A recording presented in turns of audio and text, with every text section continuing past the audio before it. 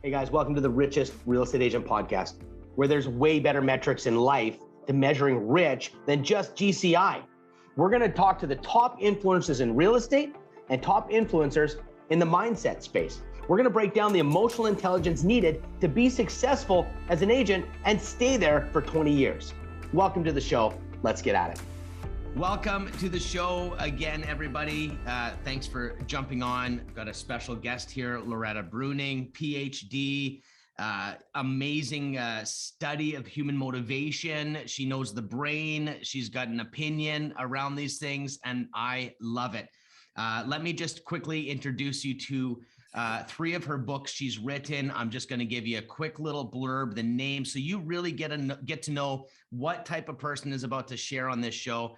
And I will start with her. These books are amazing. First book was Habits of a Happy Brain. Is retrain your brain to boost your serotonin, dopamine, oxytocin, and endorphin levels. This book is the happy chemicals are inherited from your early mammals. When you know how to work in the state of nature, you can design sustainable ways to turn them on today. Here's a plan to do it in 45 days, tailored to your unique brain. You can free yourself from unwanted habits and find ways to enjoy your dopamine, serotonin, oxytocin, and endorphin. The other book that I thought was really great that Loretta had written, it's called The Status Games. It's her newest book, Why We Play and How to Stop. This book is about people seek status because animals seek status. And we've inherited the brain system that does this. It rewards you with serotonin when you see a way to raise your status, and alarms you with cortisol and when you see a threat to your status. When you understand these ups and downs, you can rewire them. This book makes it fun. And then the last book that I thought was just so great that I wanted to showcase on the show was Tame Your Anxiety, Rewrite Your Brain for Happiness. And this book is just a little blurb to understand what Loretta is about here. Anxiety is natural. Calm is learned. If you didn't learn yesterday, you can learn today. Animals stay calm in a world of potential threats because they focus on their next step. Humans have a big cortex designed to anticipate threats. It terrifies your inner mammal. Instead, you can focus your big cortex on the joy of your next step. And here's how. These are three books. I have her on her show because this is about brain. This is about getting yourself out of your own way. It's about living this life that you designed to live, understanding who you are. And anyone that follows me in my work, you know it's about mindset. And that's why, Loretta, thank you so much for getting on the show again. So great to see you. Thank you so much for having me. Look forward to it. Yeah, it's so great. Can you just give me a quick rundown? Let's introduce people to who you are and what you're about. Obviously, that's your work and that's your books. But what are you up to these days? And what's your work about? What are you doing? Sure. So I teach people how our happy brain chemicals work in the state of nature so that we know how they work inside of us, because our happy brain chemicals are controlled by the nonverbal part of our brain, which is the limbic system, or I call it the mammal brain because it's the same in animals. And it rewards you with a good feeling when you do something that would promote survival for an animal. And that's why we get excited about things that we don't really want to admit to, or we think may not be good for us. And that's why we feel terrified by things that we almost can't figure out. Why am I so upset about that? So I'm not saying, of course, that you should act like an animal. And I'm not saying that we should act on all of our impulses. The bottom line is whatever triggered these chemicals in your past built neural pathways that turn them on today. And when you understand your own unique pathways, you know how to design new ones. So I teach people how to design new pathways to turn on their happy chemicals in healthy ways. I love that so much. I always say when I'm working with real estate agents, I say, you're not your brain. Those are patterns, and that's an old story. And I think that's one of the things that's helped me in my life is understanding that the brain is just one of my organs. It's a computer. It's not really me. Is that how you see it, Loretta? I just made that up and I'm not educated like you.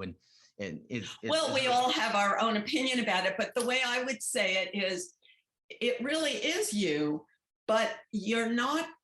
But what it tells you about the world around you is wrong. That's not really how the world is. It's just that you're filtering the world through a lens built when you were young. Now, I'm not saying, like a lot of people say, oh, you're wrong, you're stupid, you shouldn't think that way. But what I'm saying is it's perfectly natural to think that way. We all think that way because our brain evolved to promote survival, to see everything as an emergency, to always worry about where's my next meal coming from, because our animal ancestors didn't have a supermarket. They had to forage constantly. They went hungry sometimes. So if you're worried about what's going to come next, that's the job your brain evolved to do. So managing this instrument is a complicated task, and we learn throughout life. Nobody is just born with that ability to get happiness out of their brain all the time. Love this so much. So much is about self-awareness, understanding who we are, and so we can actually navigate. I think about real estate agents who are listening to this show, and I think about their business, and I'd love to get your context and application regarding this. If you think about it, the real estate agent has to hunt for their commissions. Every single, so it's a little bit like animals. Like if you don't have another deal, they don't eat, and they're constantly competing. They're literally put against each other. They literally have their financial status set up so everybody once a year gets to see what they make by the awards. Because it's like, they call it the President Award, the Chairman's Award, whatever the award is, it's literally saying, this is how much money you made. And so you've got this weird environment where you're friends with all your competitors. Then you've got this weird feeling of jump to it. Because if you want to be successful, you got to respond quickly. So if you're out with your family, at a water park, having a day off, and all of a sudden the phone rings and goes, I want to sell a house. You have this thing that happens. And then you've got pressures at home. And so this is the thing, this is why I teach people how to build a real business so they don't have to deal with those things. But that's the reality. So what's happening in that kind of scenario in the brain? What's going on there? Maybe we can give shine some light on what's happening. I know there's a lot to digest there, and maybe some tips on what these guys can do. Yes, it's very hard. And first I want to say that I have great respect for people who live by results, because I've spent so much of my life in a giant government bureaucracy where results don't matter and people have a great sense of unreality. So, and my father was an entrepreneur, and in fact, a quite unsuccessful entrepreneur. So I know the pain, So first, social comparison is natural. Our brain evolved to do social comparison all the time. If you ever watch nature videos, especially those by David Attenborough, gives you a real visceral sense of it. And you're like, oh yeah, that's how I feel all the time. So in the monkey world, if you reach for a banana and there's a stronger monkey next to you, they will literally bite you. If you reach for a mating opportunity and there's a stronger monkey next to you, they will bite you. So you don't reach for anything until you compare and look for the weaker monkey to be next to in order to feel strong and safe that you can meet your needs. So this social comparison thing is going on in your brain all the time.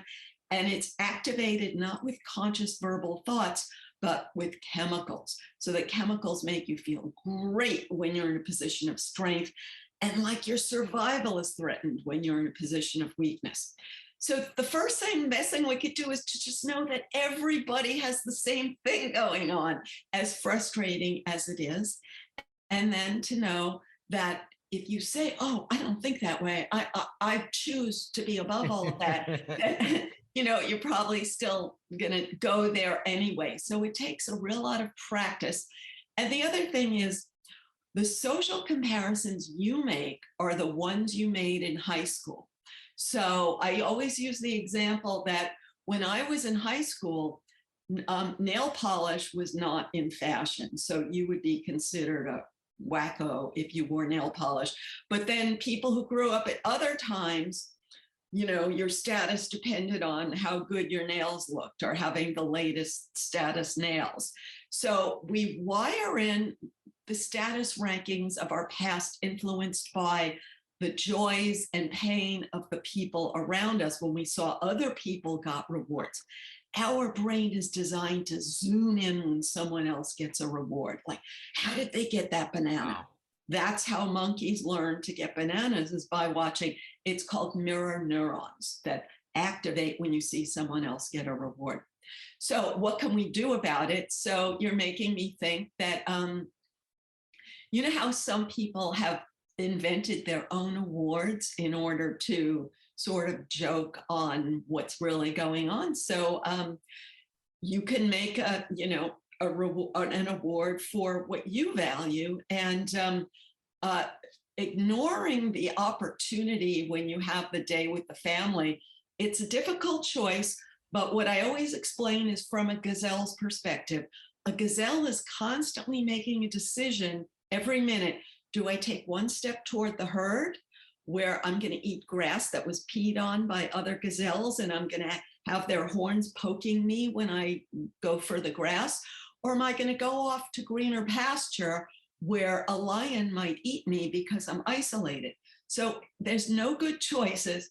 It's a hard decision, and the decision never stops. You're choosing with every step. Do I go toward the herd or toward greener pasture? And when you know that, that frees you to say, this is the job my brain is designed to do. There's nothing wrong with me. I haven't messed up. This is life. It's amazing. So much we can learn from that. I love that so much. And in real estate, agents are, they're pegged against each other right from the start, and it's like a friendly fire. You know, you're literally going into a listing presentation with 3 other people, and you have to convince these people that you're the best, and it's just this weird psychology. And then you're shake hands with the people after it. Good job. Like, you're trying to beat them, and they're your fellow industry people, right? Do they really have to do the presentation in front of each other? No, it's not that would be interesting. But yeah, no doubt that would be interesting. But it's an interesting and we can learn a lot with what's going on. You know what I mean? I think it must be triggering our mammal brains in some way. Yeah. Well, but think about, like, if you're a college professor and the students rate you, and those ratings go on the internet, and if you lower your standards, you could get better ratings. So every profession has its drama because we're all mammals. Isn't that something? You had said something. I listened to some of your stuff, and there was one part that it was fascinating to me. We talk about anxiety, and some people were rewarded when they had anxiety when they were children, and so now anxiety is serving them. Even if they tell you to your face, I don't like it, it's somehow serving them still. Can you speak to that? I think it's fascinating, because we always want to get rid of anxiety, but some people are having it serve them. So many people bond around anxiety, as you know. So when you're hanging out with a group of people, one person talks about how awful their life is, and then another person talks about how awful their life is. Wow. And there's value to that. There's venting. Yeah. But if you look for the patterns, you may say, I don't really feel better after one of these venting sessions. Yeah. Maybe because the other people are bringing you down with their negativity, or putting like you feel almost pressured to put a negative spin on your own life in order to connect with others. Maybe you actually enjoy it because when you were young, you got attention by being negative, or maybe you don't enjoy it, but if you refuse to participate, then the other agents may say, oh, who do you think you are? You think you're better than us. And then you lose the collegiality that your income may depend on. So both are difficult choices. And as I said, like, to just know that I used to think, like, I messed up. Why am I not managing this better? And then when I watch nature videos, I'm like, wow, every monkey has the same problem. So I know that it's not that I mismanaged my life. I love that, Loretta. So much of I don't know how motivation or whatever, but yesterday was Valentine's Day, and Renee and I, my wife and I, went and we did a private session for our Richest real estate agent group on marriage hacks. not saying we're experts, but we've gone through a lot. And so thinking, and thinking about it, we shared vulnerably our struggles. And it was interesting to see what happened was the feedback was, thank you for showing us we're not alone. And there was an interesting dynamic, and that's a good feeling. That made me feel really, really happy, because there's people out there that watch the social media and they compare themselves to that's not reality. Reality is we have a really great marriage, but we fight. We got a really great marriage, but we're prickly sometimes. We got a great marriage and it's not freaking romance. And maybe there's this real, like, it's marriage is I don't believe that marriage is romance. I think those are peaks. Sometimes there's romantic moments. So it was a great share, and it was cool to see people say thank you. And it's vulnerable. Like, my wife told people how bad I was in some levels, and I want people to know that. So I love that you're saying that the not alone thing definitely hits home. I think we don't have enough of that. Yeah, so everything you're saying is related to dopamine. So let me talk for a minute about that. Love it. So when you use the word dopamine, so motivation is dopamine, and dopamine feels good because it releases your reserve tank of energy. So a simple example would be, let's say on a camping trip, or your caveman ancestors, and they don't have water and you're dying of thirst. And then you see an oasis in the distance. So dopamine surges, and it creates the good feeling that your need is about to be met. And that releases your reserve tank of energy. So now you're excited going to that oasis, even though you're just as thirsty as you were before. Now, imagine you're a lonely single person and you see the special someone across a crowded room, and you think, that can meet my needs. And dopamine turns on, and you have a great courtship. But then when you finally have that person, they don't spark your dopamine anymore, because the dopamine has already done its job. Just like when we have limitless hot running water, that doesn't excite us. Even though our ancestors, you know how hard it was for them to make a bath. They had to carry the water, build the fire, light the water. So your brain only turns on the dopamine when you get a new way to meet your needs. And I'm not saying that you should stimulate your dopamine by cheating on your spouse. I'm saying you have to find other new ways to get excited so that you maintain positivity in your marriage, because otherwise people say, they don't excite me anymore, and it's their fault. Yeah. Oh my goodness. It's so simple. I love that. So I think about, and it's like, 100%. And I think about what you said, like, two things I want to say. First thing is one of the things that we talked about on the thing yesterday was our mate can't meet our needs. We actually had this as what the third hack in relationships is that your mate will never meet all your needs, and you need to find those other places. It was a big thing for Renee and I's marriage to realize she can't meet my needs, but I don't have to leave her. It means that I got to go play hockey, and I got to go crash and bash these guys on the ice, and I gotta go speak on stages. She can't give me those things. Yes, exactly. And of course, a lot of women are also complaining that he doesn't make me feel heard. Well, then it's because he's already heard you. You're keeping the same things, you know? I have been to too many women's lunches and hearing women complain about it. Yeah, we could do a whole topic on that. I was thinking as well, let's see here.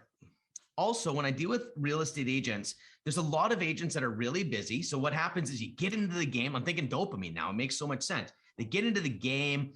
They got this surge. It's the only time you have this massive surge is at the beginning, because you got to grind out door knocking, talk to strangers. You're facing every bit of your resistance emotionally. And finally, you get that sale. Then you get another one. Then it starts working, and you're going on. And now you got momentum. Now you got too many sales. Now the sale shows up. It doesn't give you that hit anymore. Now I didn't build the right systems. So now I'm busy. It's costing me something. So it's interesting. So from dopamine gives you the start. So my stuff is I help them actually get the business serving them versus getting trapped. But it's interesting. The dopamine is what actually they're going after, and that keeps them really motivated. So it's very interesting. So there's something that has to happen different from the point where that deal is no longer fun. That paycheck that you get, it's not as exciting. Like your first few paychecks are exciting, but then it's like, yeah, I got another one, but my wife and I haven't had a date. So what has to happen to transition in your mind from that rush at the beginning to actually still loving the game? So first, it's not like there's any right time because your brain is always dealing with the reality you have. So the minute you have enough of one thing, you focus on something else. But then if you lose that one thing that you had, whether it's the money or the social, then you go back and focus on that. So that's natural, and it's not like evidence of something's gone wrong. And we live in an uncertain world, and our brain evolved to process information and respond to whatever is the best way to meet my survival needs at this moment, as opposed to animals are born hardwired and they look for nuts in the same way that their great grandparents looked for nuts. Sometimes money is more important. Sometimes your time is more important, and you're better off, like you said, building systems that free up your time and cost you some money. But then what you're saying is, let's say you have this system and it's working well and you're making lots of money, but now you're not feeling excited anymore because you need a new challenge. But the new challenge, you think, well, but I don't have time for that. So it's important to know that even if you do the new challenge, that will lose its newness also. And the other trade-off that I explained, let's say you're an athlete and you practice your shots, you get really good at them, that's really exciting, but then it becomes routine, and you really be better off spending more of your time, let's say even on a different sport that would build different muscles. But when you start a new sport, you're not good at it, and you don't want to do something that you're not good at. And so there's a sweet spot between something that's new enough that excites you, but not so new that you feel all flustered. And it's hard. How can you be in that sweet spot? So I use a simple example of music. Okay, let's say you have this favorite song, and when you hear it, you just feel uplifted. You don't even know why. If you listen to that song every minute, you have it on constantly, it loses its charm. That's why you don't have it on every minute as the backdrop of your life. But let's say eventually the music that used to excite you doesn't excite you anymore. So you go looking around for new music and nothing seems as good. But if you take that, some kind of new music, and listen to it enough, then it starts to excite you, because dopamine is literally about prediction. It's a reward for accurate prediction. So when you're listening to music, you're always predicting, you're looking for the pattern and predicting what's going to come next. It's so true, because even if you look at, like, digital music is massive, right? You go to, there's these massive festivals like Burning Man, but the whole thing is about the drop. It's really interesting because you've got this kind of weird just music, but you know a massive moment is coming, and they hang you there. They'll hang you there like, and you're like, here it comes. Nope, not yet. Here it comes. Not yet. And then finally it's that's right. Boom, That's boom, right. boom. That's right. Yeah, it's almost exactly that. And it is so exciting if you like that music. You're like, it's about the drop. It's about when they finally let you have that massive beat, because they just tease you for a while. It's that's why people like the music. Yes. So prediction, whether people who predict the stock market, people who yak about the weather is prediction. People who try to predict politics. Is that why we like to guess? Sorry to interrupt you. Is that why that's why we're guessing what's coming? Like when someone's talking to me, they're like, my wife and I do this. We're predicting what we each other say. I'm like, just give me a sec, I'll tell you. She said, no, I want to guess. Is that a chemical thing? Yeah. So we get good dopamine when we guess correctly. But if something is so predictable that you don't get any pleasure out of guessing it, then you lose the dopamine, but then if it's so new to you and so unfamiliar that you can't guess at all, that's not fun either. So it's that sweet spot in between that excites us with dopamine. Hey guys, Ben here, real quick, realestaterebootcamp.com. This is where we're helping real estate agents who are busy, who are maybe getting a little disconnected from their family and the life that they wanted to live before they got their license. They need systems and they need to get their business to serve them versus getting trapped in their business. They need systems, they need help. Jump on a call with me, realestaterebootcamp.com. Cheers. Back to the show. I really think about what you're saying regarding when things get boring. Like, Yeah. It's a very interesting place to be. Yeah, it's really interesting. I think about a couple things, two thoughts in my head, like normal, but here's the thing. I think about like a workaholic or someone that when they're under pressure, let's just use myself for an example. My production, when I'm under massive pressure, is 50 times better when I'm not, because just there's personality in that. There's also it's like the cramming for homework. But here's the thing, what I've learned in my life is it's like a drug for me. It feels so good to get a lot done. And when I crush, I just love it, love it to a fault. And so it's served me so well for so many reasons, but it's also cost me. Okay. So yeah, I think about these agents that are workaholics, and that's a motivation thing. And then I think, what is the price from a brain standpoint of living in that almost that overtime game mode? Yes. Okay. So this is the concept I call distraction. So when you were young, everyone, when they're young, they have some kind of pain, frustration, disappointment, fear. And when you're having that bad moment, let's say you just failed a math test, or you just got rejected by somebody, or your parents are screaming at each other. What do you do in that moment to make the bad feeling go away?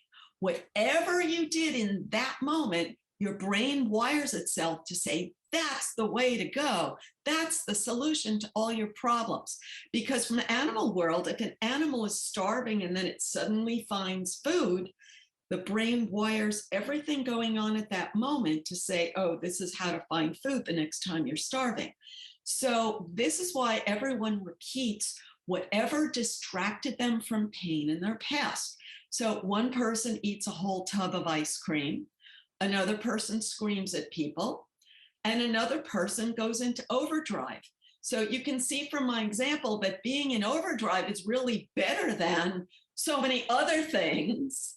And yet, when you see it as just a pathway in your brain, you say, the reason I'm doing it is because if I don't do it, it puts me back to that moment in my past before I learned how to go into overdrive and how awful I felt. And I'm afraid of going back to that. And this is my only tool for dealing with it. So the solution is to build a new tool for dealing with that moment from your past.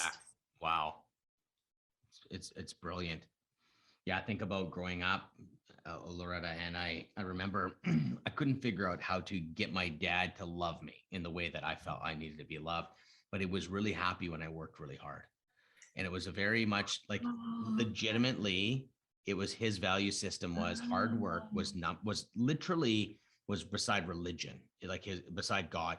So if I was to shovel the walk, he would praise me, or if I was to pick up a tool that was left out, and that was deep rooted. Oh, okay. Yeah, my husband's very much like that. Yeah. You know what? I'm sort of an opposite in a way, but not like a lot of people have this rebellious, they don't want to work and they got power when they were young by refusing. But no, that's not me. When I was young, my mother wanted me to be, she's very depressed and she wanted me to be her pal.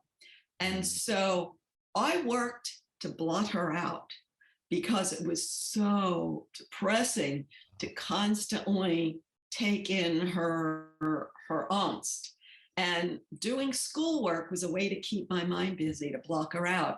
So for me, doing schoolwork was rebelling because she wanted me to be free to be her pal. So here I am in school with maybe some people who are rebellious and some people who are very competitive and motivated, and that I didn't fit into any of those. So I was sort of a do my own thing person. And every pattern has its strengths. So we can all just focus on the strengths we have and not endlessly judge our pattern. And then say, but when I've had too much of this, how can I make myself feel good? What am I missing? And then build a new neural pathway to get that. Amazing. There's for so long, Loretta, like we have these things, and like you said, it takes time to change that. You know what I mean? It feels like, so I've worked with a lot of people, and when people say, Ben, I'm trying to change this thing, and I just say, I think you're better off accepting it and falling in love with who you really are. Like if I'm an elephant, I can't climb a freaking tree. Okay. And if I grew up this way, that's my story. And that's going to be my shadow. So instead of trying to change Ben, the workaholic, I need to say that's who I am. It doesn't mean I got to stay there, but I find that is there anything in the brain that that I'm doing in that kind of work with people? Like is what's happening there? Because it seems to be working immensely rather than trying to change who you are. And it feels like we're just accepting our problems, but it's not. It's really working through it. What do you think about what's happening in that situation? So there's a chemical called myelin, which coats neurons the way insulation coats a wire. And we have a lot of myelin when we're young. So whatever happened when you were young, you built myelinated pathways. And when I say whatever happened, I don't mean the conscious memory or your verbal story. I mean your visceral responses, both the bad feeling and the good feeling of how you dealt with it. Whatever gave you a good feeling when you were young or a bad feeling built myelinated neural pathways, and you flow there effortlessly, non-verbally, because the electricity in your brain flows into the biggest channels, and those are the biggest channels. So it's not a conscious decision. It's just like water flowing in a storm into the pathways that are there. So we all have the power to build new channels in our brain, but they're not going to be big myelinated pathways like the ones we built in youth. So we're all making a decision. Is it worth digging a new ditch in my brain or not? And it depends. Like if you are a heroin addict, then yes, it's worth, so we're always deciding where to put our energy. But the simple, I explain, it's wired just like when you learned your native language when you were a little kid, you learned your emotions the same way. So changing yourself is as hard as learning a foreign language. And everyone knows that it's possible to learn a foreign language, but most people just groan at the idea of it. I had a mentor once, and his line stuck with me. He says, when the pain is enough, we change. And yes, I feel but the pain still takes work. And that's the catalyst to make you go. Yeah. That's right. No, it's I do a lot of personal growth retreats, and we've talked before about this, but on those retreats, there's the psychology that I use is I literally try to change their pattern. So I did a retreat. I was Northern Ontario, an old native healing lodge, and we spent 3 days detached from society, and there was one small Wi-Fi connection in the lodge. But other than that, it was secluded in the most gorgeous locations in the world. I'm going to run another one in October because it was so good. But I think the pattern change is my number one mission. And then we spend 3 days digging into who we are and what we want. And it just feels like it's such a pattern change. Is there something scientifically happening in the brain when I take people on these adventures and retreats? So like I said, if you imagine the electricity going into your biggest neural pathways and you don't even have an awareness that you're choosing those neural pathways and that your electricity could go somewhere else. So when you feed your brain new inputs, that you give yourself a break of saying, oh yeah, I have billions of other neural pathways to have a new experience. And when you activate other pathways, they start to connect, and then you start to even have the ability to feel normal having different experiences. So you're introducing them to what it's like to not be activating the same thought loops that you're always activating at home. Yeah, they find so much peace, even if it's really stressful. Like by the way, to get someone to leave their home and come for 3 days when they have family, the guilt and the it's part of my process is I trigger the living crap out of these people, and then they move through it with that trigger.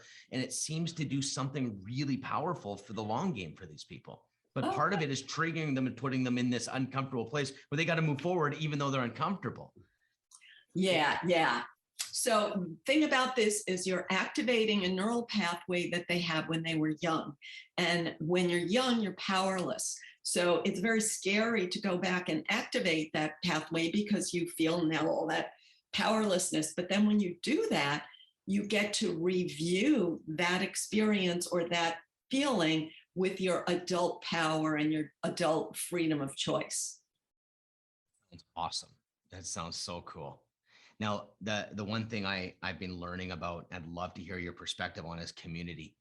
Is I think I'm a little bit like you, where it's like I feel like when I grew up, I didn't have this nurturing environment. I don't know your backstory, but I think when you said you're alone, you felt alone. Yeah. I definitely felt I developed a F you, I'll do it myself mentality. Yes. And it really served me until later it isolated me. So I grew, got confident. And then what happened was I had a really small net of powerful relationships, but there was an isolating part. So I've really learned lately in the last few years that the community really matters more to me than it has ever. And being a loner or rejected, beat up in school, whatever the story is, it's almost like community wasn't something I valued because it was threatening. And so I'd love to, that's my own perspective, but what's your perspective on community, the importance, what happens? Do we need it? Sure. So community is the chemical we haven't talked about yet, oxytocin. So oxytocin is the good feeling of social support. And needless to say, we want it, and we're born wanting it because a baby can't meet its own needs. So it's born with that sense of urgency about meeting its needs, and yet it can't do a thing.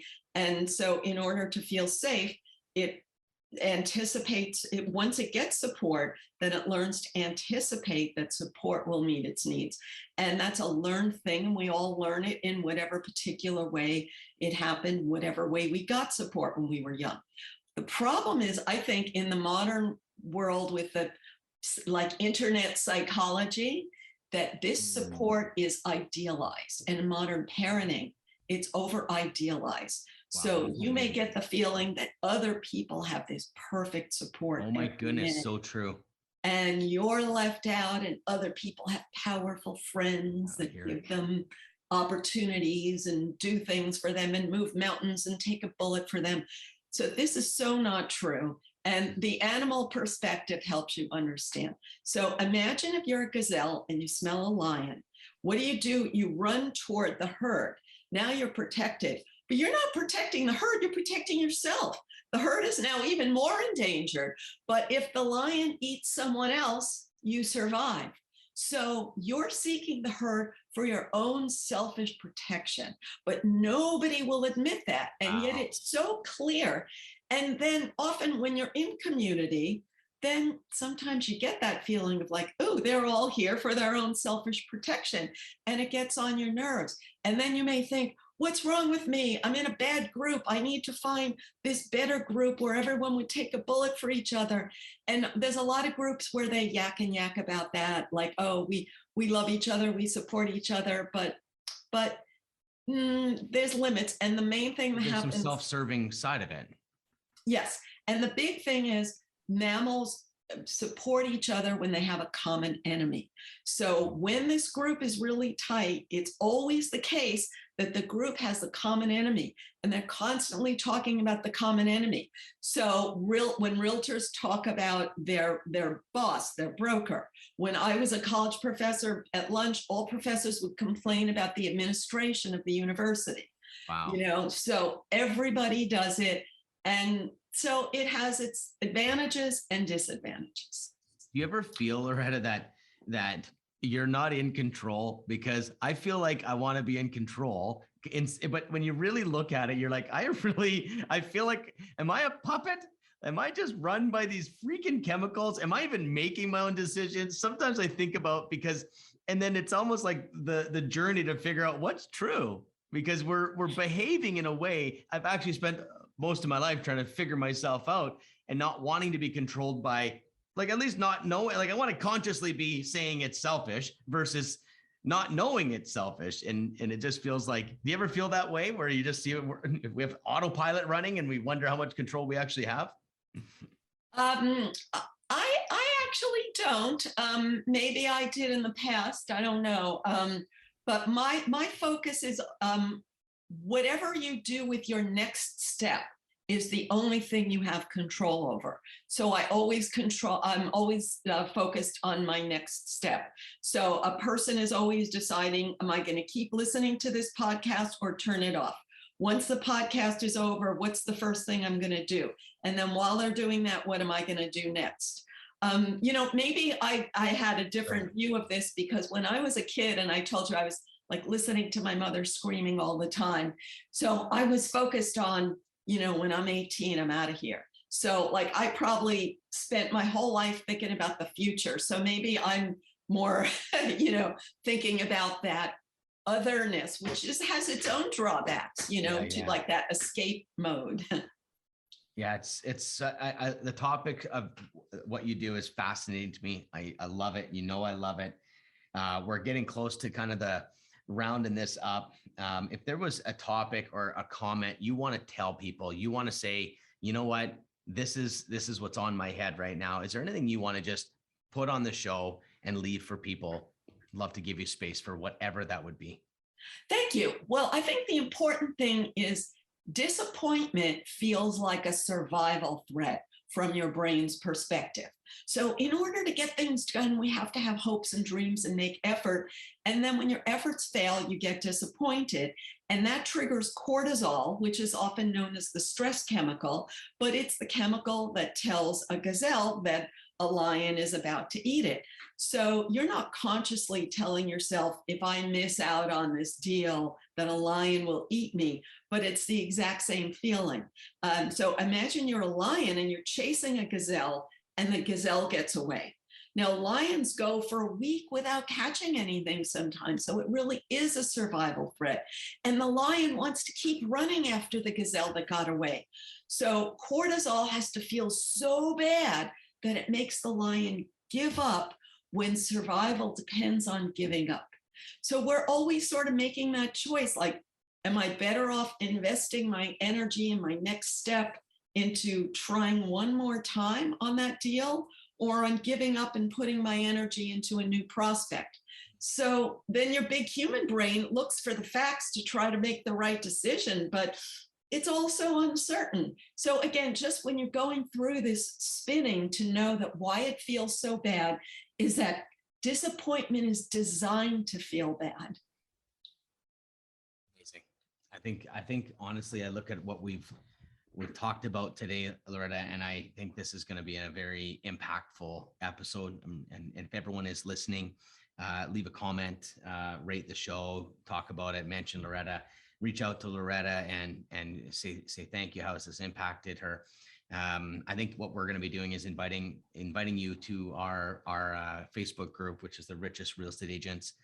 And maybe we're going to even get a little Zoom call together and invite some of these agents to have a conversation with you. So if this is going to be a timely timestamp for anyone listening to this in the future years, but maybe we've even done it by now. But either way, we're going to lean into this a little bit more, because when we're looking at being a richest real estate agent, we're trying to define what rich is. And the world says it's about gross commission. And I believe that it's about more like a rich dessert, where you taste the chocolate and it has a richness to it. I think our life needs to be rich. And I think, Loretta, you bring a scientific, some amazing theories coming from the animal kingdom. I think we can learn a ton. I'm a huge fan of self-awareness. I think we need to clear the snow off the windshield, and then you can see. And it's hard to guide your life when you really don't know what's going on. And so I'm on that journey along that, and I know you're on your journey, and I really appreciate what you do. Thank you so much for coming on the show today. Great. Thank you so much for having me. And yes, please keep in touch and let's work together. 100%. Cheers. Hey guys, thanks for listening to the whole episode. I just want to remind you, realestaterebootcamp.com. This is a place where we're really transforming hustlers into business owners, a place where we're actually designing your life and finding the business model and the style of business that actually is going to serve the life that you want, helping you get really clear on what makes you happy versus just chasing the next deal. That is tiring. It's going to cost relationships. Check it out, realestaterebootcamp.com. Let's chat.